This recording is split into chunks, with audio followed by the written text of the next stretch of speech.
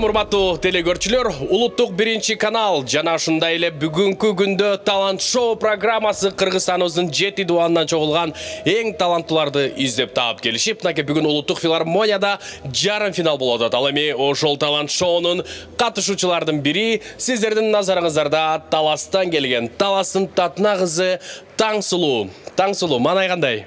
Жакшы, саламатсыздарбы? Саламатчылык. Толкундолор болот абы? Толкундолор болгон деле жок. Өзүмө ишенип турам. Анткени дегенде сахнаны мен өзүм жакшы көргөндүктөн, ырдаганды жакшы көргөндүктөн, өзүмдү жакшы көргөзөм деген ойдомун. Абдан жакшы. Биз сенин талантыңды уктук. Чындыгында сонун ырдайт экенсиң. Сен ырдаганда мен кимди элестеттим? Албетте Гүлзат Байзакова, Акмарал Эркинбек кызы. Сенин келечегиң абдан кең экен. Сен Кудайым буйруса чоң Таңсулуу болосуң.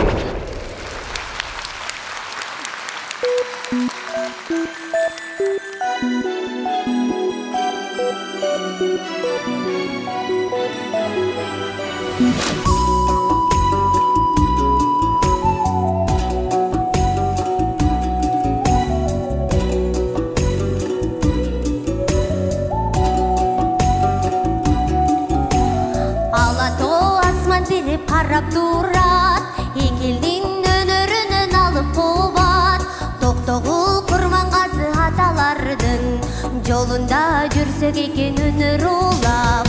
Алматыга бараткан кыз, ару сезим жараткан кыз, тамылжыган таң нурундай, талантына таң аткан кыз. Алматыга бараткан кыз, Алматыга бараткан